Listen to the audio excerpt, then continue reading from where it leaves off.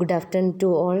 Today we are going to discuss the silent features of Consumer Protection Act 1986, then the right and responsibility of consumer, then State Consumer Protection Council, District Consumer Protection Council, and the Central Consumer Protection Council.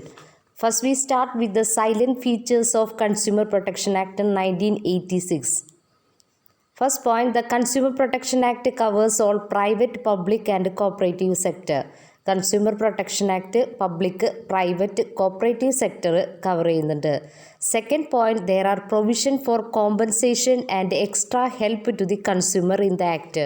ഈ act അനുസരിച്ച് കൺസ്യൂമേഴ്സിന് compensation കിട്ടാനും അതുപോലെ തന്നെ extra ഹെൽപ്പുകൾ എന്തെങ്കിലും വേണം കിട്ടാനുള്ള ഒരു പ്രൊവിഷനുണ്ട്.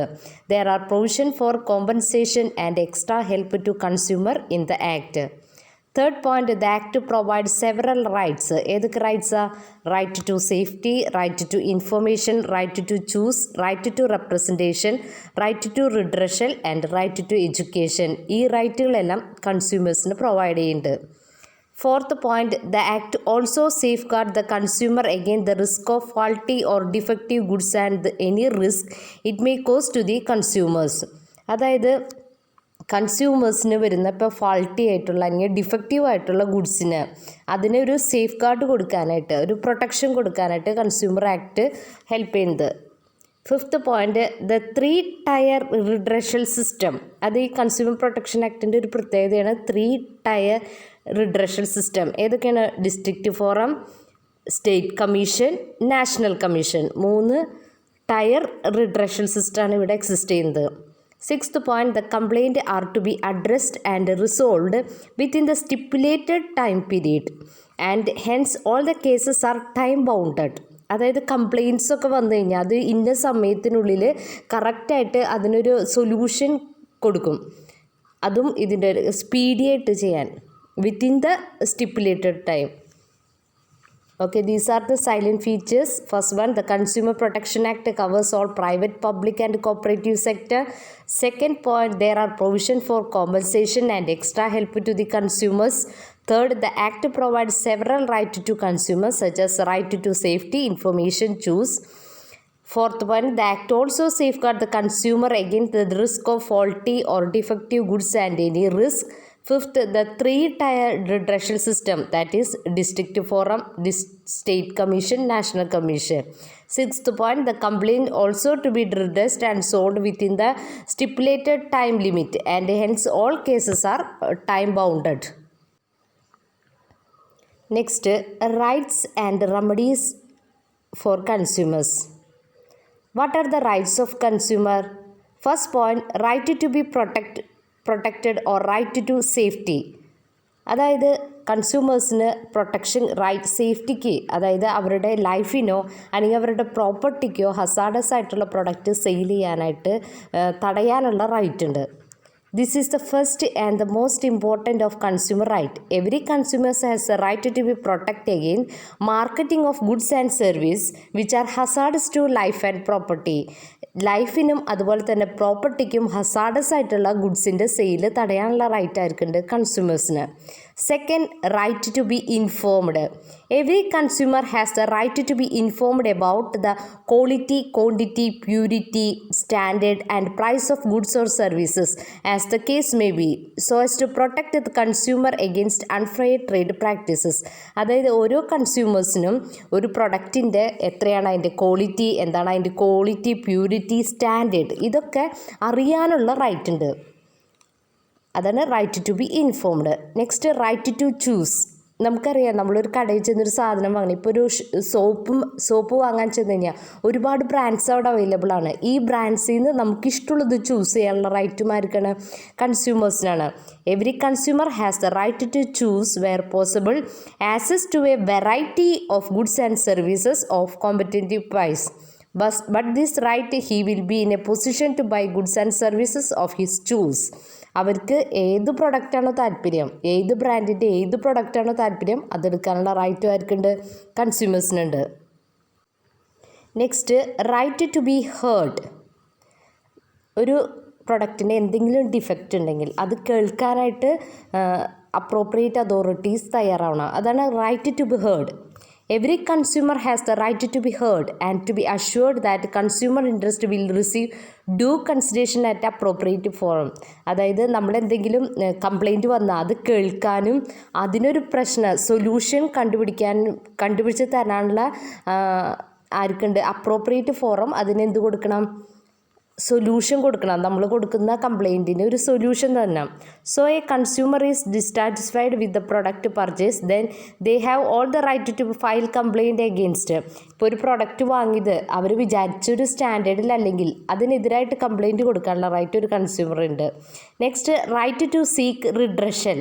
അതായത് എന്തെങ്കിലും കംപ്ലൈൻറ്റ് കൊടുത്താൽ അതിനൊരു സൊല്യൂഷൻ റിഡ്രഷൽ അത് പ്രശ്നപരിഹാരം ചെയ്തു കൊടുക്കാനുള്ള റൈറ്റും ആർക്കുണ്ട് പ്രശ്നപരിഹാരം ചെയ്തു കൊടുക്കണം ആർക്ക് കൺസ്യൂമേഴ്സിന്. Every consumer has the right to seek redress against unfair trade practice or restrictive trade practice or unscrupulous exploitation of consumer. In case a product is unable to satisfy the consumer, ഒരു കൺസ്യൂമേഴ്സിൻ്റെ അവരുടെ satisfy ആയില്ലെങ്കിൽ then they have a right to get the product. എന്ത് ചെയ്യാനൊക്കെ right ഉണ്ട്? Replace ചെയ്ത് കൊടുക്കുക, അതായത് ആ പ്രൊഡക്റ്റ് മാറ്റി കൊടുക്കുക, അല്ലെങ്കിൽ കോമ്പൻസേറ്റ് ചെയ്ത് കൊടുക്കുക, അല്ലെങ്കിൽ അത് എത്ര രൂപയാണോ അവർ ആ പ്രൊഡക്റ്റിന് കൊടുത്തത് അതിന് അനുസരിച്ച് ഒരു എമൗണ്ട് റീഫണ്ട് ചെയ്യാനുള്ള റൈറ്റ് ഉണ്ട്. എന്തൊക്കെ ചെയ്യാം? റീപ്ലേസ് ചെയ്ത് കൊടുക്കാം, അല്ലെങ്കിൽ കോമ്പൻസേറ്റ് ചെയ്ത് കൊടുക്കാം, അല്ലെങ്കിൽ റിട്ടേൺ ദ എമൗണ്ട്, ആ പ്രൊഡക്റ്റിൻ്റെ എത്രയാണോ എമൗണ്ട് ആയത് അത് തിരിച്ചു കൊടുക്കാം. Next consumer education. കൺസ്യൂമേഴ്സിന് എഡ്യൂക്കേഷൻ നേടാനുള്ള റൈറ്റ് ഉണ്ട്. Every consumer has a right to consumer education. Consumer has a right to acquire knowledge and skill needed to make informed confident choices about goods and services. അപ്പോൾ ഓരോ കൺസ്യൂമേഴ്സിന് എന്തിനുള്ള right ഉണ്ട്? Right to consumer education. കൺസ്യൂമേഴ്സിന് education നേടാനുള്ള right ഉണ്ട്.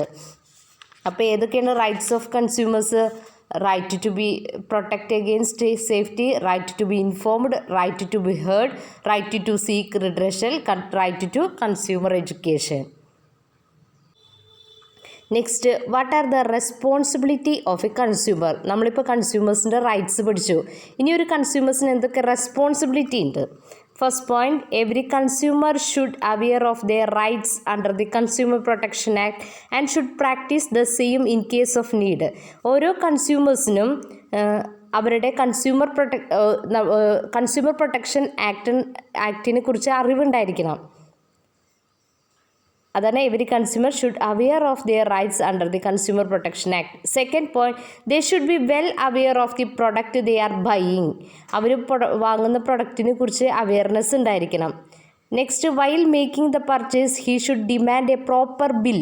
നമുക്കറിയാം ബില്ലില്ലെങ്കിൽ എന്ത് ചെയ്യാൻ പറ്റില്ല, നമുക്ക് കംപ്ലൈൻറ്റ് കൊടുക്കാൻ പറ്റില്ല. അപ്പോൾ ബില്ല് എപ്പോഴും വാങ്ങാനുള്ളൊരു റെസ്പോൺസിബിലിറ്റി ആരുടെയാണ്? കൺസ്യൂമേഴ്സിനാണ്. Fourth point, he should file a complaint if the product is faulty or not satisfied അല്ലെങ്കിൽ അവർക്ക് എന്ത് കൊടുക്കാം? കംപ്ലൈൻറ്റ് കൊടുക്കാനുള്ള റെസ്പോൺസിബിലിറ്റി ഉണ്ട്.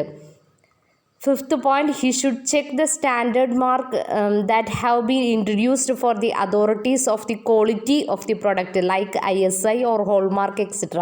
അതായത് ഇപ്പോൾ ഒരു പ്രൊഡക്റ്റ് വാങ്ങുമ്പോൾ അതിന് ISI മാർക്ക് ഉണ്ടോ അല്ലെങ്കിൽ ഹോൾമാർക്ക് മുദ്ര ഉണ്ടോ എന്നൊക്കെ നോക്കേണ്ട റെസ്പോൺസിബിലിറ്റിയും കൺസ്യൂമേഴ്സാണ്. അപ്പോൾ these are the responsibility of a consumer. First point, every consumer should aware of their rights under the consumer protection act and should practice the same in case of need. Second point, they should be well aware of the product they are buying. Third point, while making the purchase, he should demand a proper bill for the purchase. Next, he should file a complaint if the product is faulty or not satisfactory. Fifth, he should check the standard mark that had been introduced for the authority for the quality of the product like ISI, hallmark, etc. Next, who can file a complaint and how the complaint are met? A complaint can be filed by a person defined in the term complainant. കംപ്ലൈനൻറ്റിൽ define ചെയ്തിട്ടുള്ള ആർക്കും എന്ത് ചെയ്യാം? ഒരു complaint കൊടുക്കാം. ആരാണ് complainant? Complaint കൊടുക്കുന്ന ആളെയാണ് നമ്മൾ കംപ്ലൈനൻറ്റ് എന്ന് പറയുന്നത്. The complaint can be made in the following places. എവിടെയൊക്കെ കൊടുക്കാം? First, district forum, state commission, national commission. 3 പ്ലേസിലാണ് നമുക്ക് കേസ് കൊടുക്കാൻ പറ്റുക. എങ്ങനെയുള്ള കേസിലാണ് നമ്മൾ ഡിസ്ട്രിക്റ്റ് ഫോറത്തിൽ കേസ് കൊടുക്കുക? If the cost of goods and services and compensation asked is up to ₹20 lakh വരെയാണെങ്കിൽ നമ്മൾ എവിടെ കേസ് കൊടുക്കും? District forum. Which has been notified by the state government. District forum state ഗവൺമെൻറ്റാണ് നോട്ടിഫൈ ചെയ്തത് for the district. where the case of action has arisen or where the opposite party reside. എവിടെയൊക്കെ case കൊടുക്കാന്ന് പറഞ്ഞിട്ടുണ്ടെങ്കിൽ എവിടെയാണോ opposite party reside ചെയ്യുന്നത് അല്ലെങ്കിൽ അവരുടെ branch എവിടെയാണ് സിറ്റുവേറ്റ് ചെയ്യുന്നത് അവിടെ നമുക്ക് കേസ് കൊടുക്കാം. ഈ കേസ് കംപ്ലൈൻറ്റ് കിട്ടിക്കഴിഞ്ഞാൽ ഡിസ്ട്രിക്റ്റ് ഫോറം എന്താ ചെയ്യാന്ന് വെച്ചിട്ടുണ്ടെങ്കിൽ ആർക്കെതിരാണോ കേസ് കൊടുക്കുന്നത് അവർക്ക് എന്ത് കൊടുക്കും? അവരെ ഓപ്പോസിറ്റ് പാർട്ടീനെ അത് ഇൻഫോം ചെയ്യും. നിങ്ങൾക്കെതിരെ ഇങ്ങനൊരു കേസ് കിട്ടിയിട്ടുണ്ടെന്നുള്ള കാര്യം ഇൻഫോം ചെയ്യും.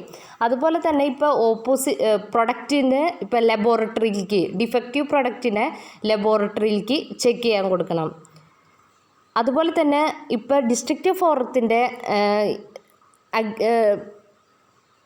കംപ്ലൈൻറ്റ് അതിന് കൊടുക്കുന്ന ഒരു റിഡ്രഷൽ സാറ്റിസ്ഫൈഡ് ആയില്ലെങ്കിൽ ആർക്ക് ഫോർവേഡ് ചെയ്യണം? സ്റ്റേറ്റ് കമ്മീഷന്. എത്ര ദിവസത്തിനുള്ള? Within 30 days of passing the order. നമുക്കൊന്ന് വായിച്ചു നോക്കാം. If the cost of goods and services and complaint ask for is up to 20 lakh ആണെങ്കിൽ നമ്മളെവിടെ കംപ്ലൈൻറ്റ് കൊടുക്കണം? ഡിസ്ട്രിക്റ്റ് ഫോറത്തിൽ. അതെവിടെയൊക്കെ കൊടുക്കാം?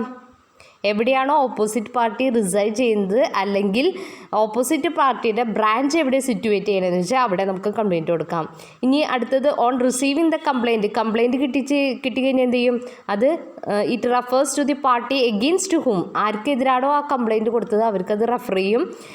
ഇപ്പം നമുക്ക് ആവശ്യമാണെങ്കിൽ ഗുഡ്സ് ഡിഫക്റ്റീവ് ആയിട്ടുള്ള ഗുഡ്സ് നമ്മൾ എന്ത് ചെയ്യണം? അപ്രോപ്രിയേറ്റ് ലബോറട്ടറിയിൽ ടെസ്റ്റിങ്ങിന് കൊടുക്കണം. അത് കഴിഞ്ഞിട്ട് എന്ത് ചെയ്യും? അതിൻ്റെ ബേസിൽ റിപ്പോർട്ടിൻ്റെ ബേസിൽ ഡിസ്ട്രിക്റ്റ് ഫോറം ഒരു സൊല്യൂഷൻ പാസ് ചെയ്യും. ഇപ്പോൾ ആ സൊല്യൂഷനിൽ ഡിസാറ്റിസ്ഫൈഡ് ആണെങ്കിൽ ഡിസ്ട്രിക്റ്റ് ഫോറത്തിൽ കൊടുത്ത കേസ് ആർക്ക് പോവാം? സ്റ്റേറ്റ് കമ്മീഷൻ്റെ അടുത്തേക്ക്. ഓക്കെ, അപ്പോൾ 20 lakhs ഇൻക്ലൂഡ് ചെയ്ത കേസുകളാണ് എവിടെ വരാം? ഡിസ്ട്രിക്റ്റ് ഫോറത്തിൽ സാറ്റിസ്ഫൈഡ് അല്ലെങ്കിൽ എവിടേക്ക് ട്രാൻസ്ഫർ ചെയ്യാം കേസ്? സ്റ്റേറ്റ് കമ്മീഷൻ്റെ അടുത്തേക്ക്. നമുക്ക് സ്റ്റേറ്റ് കമ്മീഷൻ നോക്കാം. If the cost more than 20 lakh, അപ്പോൾ 20 lakhsന് മോർ ദാൻ 20 lakhs അതുപോലെ തന്നെ ലെസ് ദാൻ 1 crore ആണെങ്കിൽ നമ്മൾ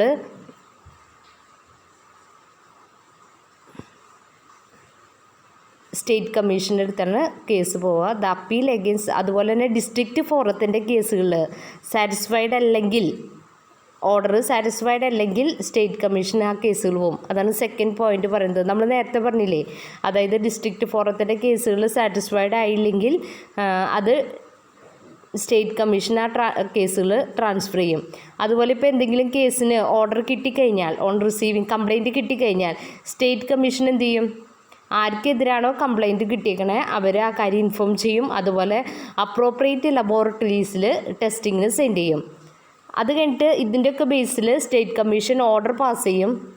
ഓർഡർ പാസ് ചെയ്തിട്ട് അഗ്രീവ് പാർട്ടി അതിൽ സാറ്റിസ്ഫൈഡ് അല്ലെങ്കിൽ ആ കേസ് എവിടേക്ക് പോകും? National commission.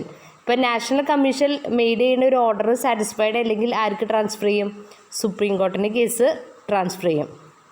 അപ്പോൾ നമ്മൾ ആദ്യം പറഞ്ഞു 20 lakh ഉൾപ്പെടുന്ന കേസുകൾ ഡിസ്ട്രിക്റ്റ് ഫോറത്തിനും 20 to 1 crore സ്റ്റേറ്റ് കമ്മീഷൻ. അപ്പോൾ 1 crore എബോവ് ആണെങ്കിലോ? If the cost of goods or service and compensation asked for exceed 1 crore, 1 crore കൂടുതലാണെങ്കിൽ അത് നാഷണൽ കമ്മീഷൻ്റെ അടുത്ത്. അതുപോലെ തന്നെ നമ്മൾ പറഞ്ഞു ഇപ്പോൾ സ്റ്റേറ്റ് കമ്മീഷൻ്റെ ഓർഡറുകൾ സാറ്റിസ്ഫൈഡ് അല്ലെങ്കിൽ നമുക്ക് എവിടേക്ക് കേസിന് പോകാം? എവിടേക്കും കൂടിയും കേസ് കൊടുക്കാം? നാഷണൽ കമ്മീഷനും കൂടിയും കേസിലേക്ക്. ആ കേസുകളും നാഷണൽ കമ്മീഷൻ്റെ അണ്ടറിൽ വരും. കംപ്ലൈൻറ്റ് കിട്ടിക്കഴിഞ്ഞാൽ എന്ത് ചെയ്യും? ആർക്കെതിരാണോ കംപ്ലൈൻറ്റ് കിട്ടിയത് അവർ ആ കാര്യം ഇൻഫോം ചെയ്യും. അതുപോലെ ഗുഡ്സ് ആൻഡ് സർവീസസ് എന്ത് ചെയ്യും? ടെസ്റ്റിന് കൊടുക്കും. ടെസ്റ്റിൻ്റെ റിസൾട്ട് കിട്ടിയതിന് ശേഷം നാഷണൽ കമ്മീഷൻ ഓർഡർ പാസ് ചെയ്യും. ഇപ്പോൾ ആ ഓർഡറിലും സാറ്റിസ്ഫൈഡ് അല്ലെങ്കിൽ കൺസ്യൂമേഴ്സിന് എവിടേക്ക് പോവാം കേസിന്? സുപ്രീം കോർട്ടിൽ. ഓക്കെ, അപ്പോൾ ഇതാണ് 3 കംപ്ലൈൻറ്റ് കൊടുക്കാനുള്ള സ്ഥലങ്ങൾ. അതായത് district forum, state commission, national commission. Cost 20 lakh ഉള്ളിലാണെങ്കിൽ നമ്മൾ കേസ് കൊടുക്കുന്നത് ഡിസ്ട്രിക്റ്റ് ഫോറത്ത്. 20 to 1 crore state commission. Above 1 crore national commission. Okay, thank you. Next assignment questions ആണ്.